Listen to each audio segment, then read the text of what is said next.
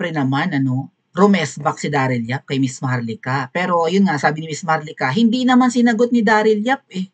Yung accusation niya, 'di ba? Kay Direk Daryl na itim na ahas. O hindi, sinagot niya yun, hindi daw siya itim na ahas.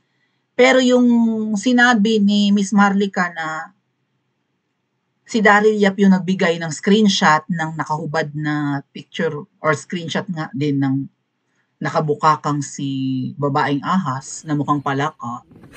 Hindi dininay ni Daryl Yap. Sige, himayin natin, ha? Eto po, babasahin ko. Rumesbak kay Miss Maharlika eh. Inaabangan ko nga kung may recent post kasi nakadalawang live na si Miss Maharlika, di ba? Against Daryl Yap and Mangga. Pero iisa pa lang ang reply ni Daryl Yap. And I think hihimayin din to ni Mahal na Reyna sa live namin later. Alright? Sa collaboration ng Team Alindog. Pero unahan na natin. Syempre mas mahihimay to ni Mahal na Reyna. Magaling siya sa mga fallacies. Magaling siya sa mga kunwari matalinong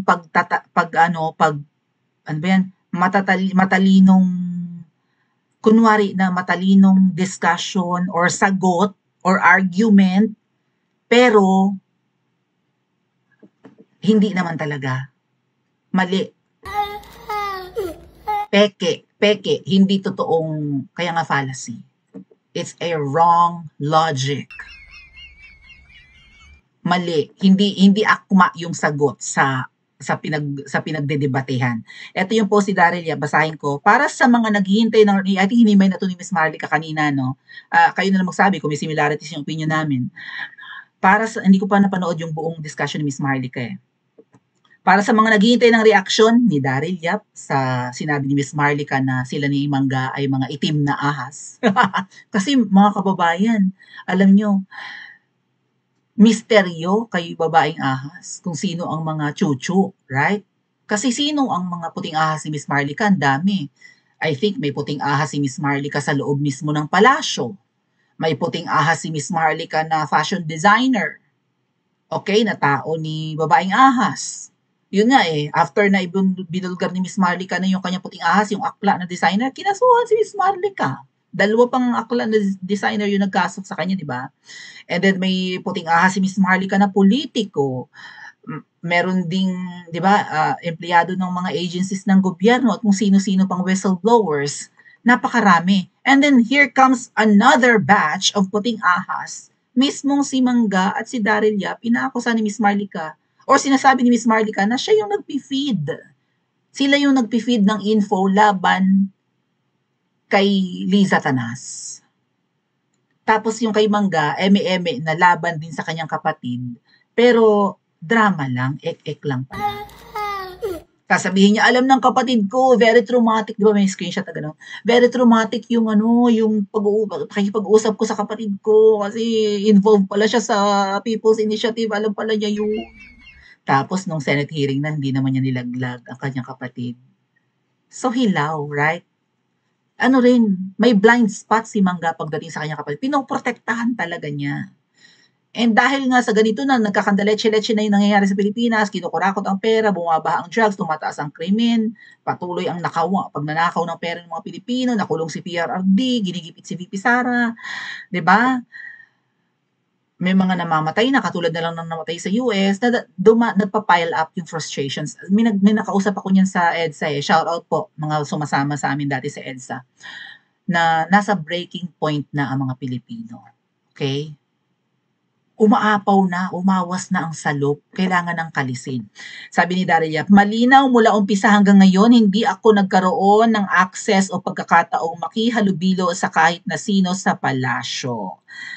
Wala akong nakakausap na personal mula sa administrasyon na ito dahil ayaw nila sa akin ay tinuturing kong isang karangalan.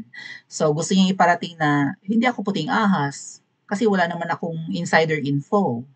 'Di ba? Lahat ng ibinabahagi ko sa aking mga kaibigan, tunay man o nagpapanggap, medyo pahaging siguro kay Miss Maharlika, nagpapanggap na kaibigan. Mga kwentong pribado o mga posts sa social media, ay imposibleng hindi ko pa natalakay sa posts ko. Wala akong mali sa pakikipagpalitan ng balita, issue, opinion at iba pa. Ang mali ko ay ang magtiwala. So gusto niya sabihin dito, mali siya ng pagtitiwala kay Miss Maharlika, tama? Hindi ko na kailangan ulit-ulitin ang matagal ko nang sinabi at alam kung alam din ng mga dapat makaalam. 2015 pa lang, ito yung sinasabi siguro ni Mal na rin ng appeal to authority. Binibuild up niya yung kanyang character kasi nga 2015 pa lang, naniniwala na daw siya sa kamay na bakal at pusong mapagmahal ni Rodrigo Duterte. So, appeal to emotions din, ano? And pakikinggan natin yung discussion pag himay ito ni Mahal na Reyna later sa live namin. So, appeal to authority kasi nga ginagamit si PRRD. Dala ang aking 82 feet flag sa yung kasi yung trending na gumapang na flag sa crowd, o kanya yon. So binabrag niya yun. Walang pera, pagkain, walang suporta ng kahit na sino. So ano to, kusang loob, 'di ba? Loyal, ganyan. Sinalubong ko roon ang tagumpay ng pagbabago. Diretso lang ang aking tingin, ang suporta ko kay PRRD. Direk Daryl Yap, director ka. And mag-agree kayo dito or disagree sa sasabihin ko, mga kababayan. Director ka. Kung ano-anong mga kamanyakan yung mga yung mga short films na ginagawa mo or comedy skits or whatever that is, right? Recently kasi parang binabanata niya yung sa tourism, yung anak ni Wakwak, sino yun?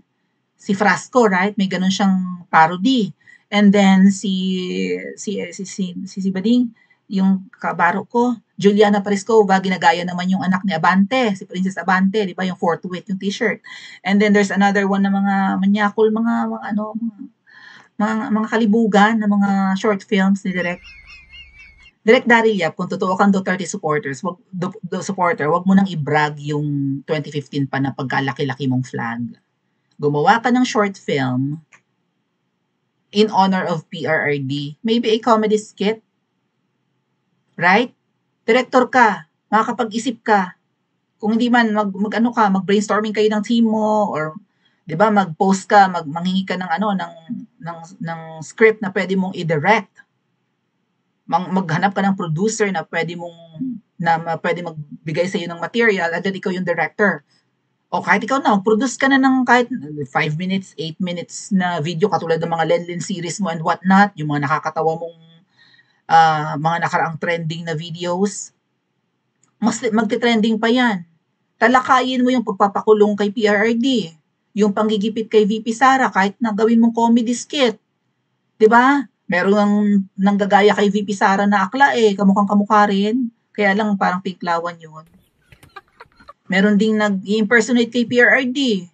Nakamukhang kamukha ni Tatay Digong. Maybe gumawa ka ng short film na si PRRD maraming girlfriend. Total di ba? Si Alpot isa sa kanila, di umano. Anything. Pero syempre merong message. Okay? Yung iyong gagawing short film. Kahit nasa may sense of humor yan or di ba may gumawa ka ng short film na puro mura. Total si Tatay Digong kilala sa pagmumura. Pero syempre may mensahe yung gagawin mong short film. Mensahe ng pagbatikos sa nagpakidnap kay Tatay Digong. Yung flood control projects. Right? Yung pagiging buhaya ang daming pwedeng gawing short film. Agree? Yung pagiging abusado ni Tambaluslos. Gumawa ka ng parody. Kahit anong comedy skits about hindi mo kaya. Kasi sa tingin ko mga kababayan, hindi niya kayang atakihin ng husto si Ngiwi dahil kapatid ni Mangga. Agree? Mahihiyang kahit ako mga kababayan. Kung may kaaway yung kapatid ko, kung yung kaibigan ko ay kaaway yung kapatid ko, okay? Halimbawa, yung kapatid kong akla, halimbawa lang, no? Yung kaibigan kong akla, pinagnanasaan niya yung kapatid ko. Ngayon, inisnab siya ng kapatid ko kasi sabi ng kapatid ko, hindi ako pumapatol sa akla. May kapatid akong akla, hindi ko feel. No? Hindi ako yung tipo ng lalaki na pumapatol sa akla. Magagalit yung friend kong akla sa kapatid ko. Awayin niya. Di ba? Nagmamalinis ka, hindi ka naman gwapo, ganyan-ganyan, kung ano mong panira. Piling kang mailap, kaya ka namang daanin sa pera. Magkano kailangan, yada. hindi maatake ng kaibigan kong akla ng husto yung kapatid ko dahil sa hiya sa akin. Ay, hindi ko pwedeng awayin to kasi kaibigan ko si Maui. Right? Maybe that's how Daryl Yap feels. Kung totoo siyang supporter ni PRRD, he could have made several parodies, short films, like his Lenlen series at mga kalibugan niyang, I think sa ano yun, Vincentiments. In honor of PRRD, in honor of the Dutertes, and in criticizing the Ngiwi administration. I think he's not doing anything. Did he? Wala, di ba? Hindi niya mabanatan. Bahagang buntot, takot, hilaw ang laban. Ganyan lang ba? Mahal, mahal, mahal, Duterte. Tapos yung nagpakulong kay Tatay Digong, hindi kayo makaisip? Pwede ka nga gumawa ng comedy skits na na people power. 'Di ba? Eme, people power. Oh, ito na, pababain yung ngiwi, tapos may nakangiwi rin. Apakadaing pwedeng gawin. You being a director, how busy are you? Wala ka namang movie. Right? Kung talagang mahal mo si Tatay Digong, magagalit ka sa kapatid ni Mangga. Ba't kaya mo ba? Anyway, focus lang daw sa laban. Ang mga ingay, katulad ng maingay ng si Miss Marlica, panggugulo at panlilito, nililito lang daw ni Miss Marlica at ng Team Alindog maybe, sa loob mismo ng mga sumusuporta ay malinaw na itinanim para makasakit. Sino ang nagtanim kay Miss Marlica? What are you insinuating? Si Tambalos Los? At makaapekto sa aking sinusuportahan. Hindi ako paggagamit. Sinong writer mo dito? Director siya, marunong siya. No? Baka marunong naman siya magsulat. He doesn't need a scriptwriter. Taray, makaka-apekto daw to sa kanyang sinusuportahan na si Tatay Digong. Really? No. Direct Daryl, this is a cleansing process. Pausukan ang pugad para maglabasan ang mga bubuyog. Dahil maraming itananim. At ito yung mga hilaw ang laban. Okay, lalo na yung sumasamba sa hilaw at nataklang prutas. Nirerespeto ko ang mga kaibigan kong pumapalag. Sabi, buo ang suporta ko sa kanilang dunong, pero wala akong kakayahan at oras para makihalo. Wow, mahina, marupok, busy. Panahon na mismo yes, agree ako dyan. Antayin mo kung paano mahuhubaran direct. Baka magulat ka, puro tropa mo ang mahuhubaran. Panahon na mismo ang magbubunyag. Bakit sinisira ang kakampi? Kasi nga, peke. Direct, peke.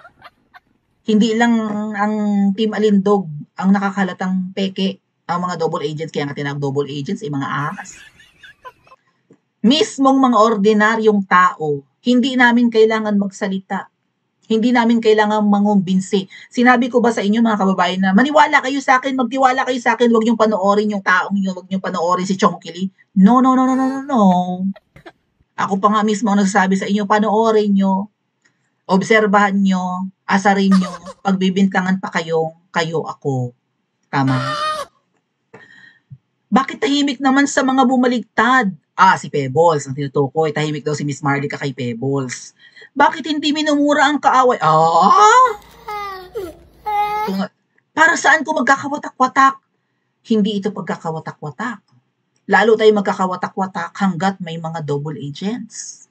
May mga peke, may mga hilaw ang laban. Pansin nyo, ilan lang naman ang binabatikos namin. Sino-sino lang ba yung mga binabanatan ng Team Alindog? Number 1 si Chongkili. Lumabas si Tio Botomesa. Palubot sa bulit. Palubot gani. Palubot na gani. Bulit pa. Sino pa? Mga pinagdududahan. Yun, na-question yung mahilig manulisip pag may bagyo. Right? Na mahilig gumamit ng emotions pa victim. Yung nanulisit for PRRD, yun pa lang naman so far And then yung abogadong pasikretong gumalaw. I think siya yung Reyna. Diba? Iilan lang yan. Narinig nyo? I think, napahagingan lang ni Miss Marlica pero hindi niya pinukpok ng gusto. Lalo, naniniwala kong matino yun. Narinig yung binabanatan ng Team Alindog, si Doc Lorraine Badoy. Inaaway ba ng Team Alindog si Attorney Glenn Chong? Si Attorney Vic Rodriguez? Ang Duterte? Wala. Itong mga makamangga lang ang nasasagasaan.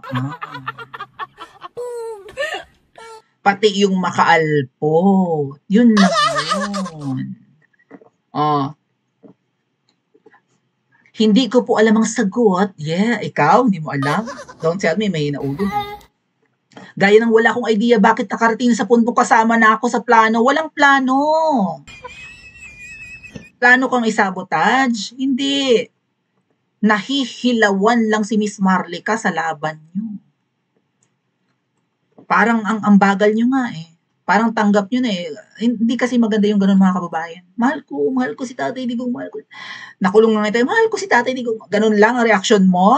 Ina. What if gumawa ka ng short film?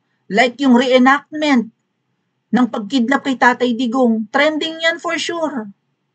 Sa dami ng DDS. Agree mga kababayan? Gumawa ka ng ganyan, Direk Daryl. Reenactment ng Villamor fiasco or kung paano kinidnap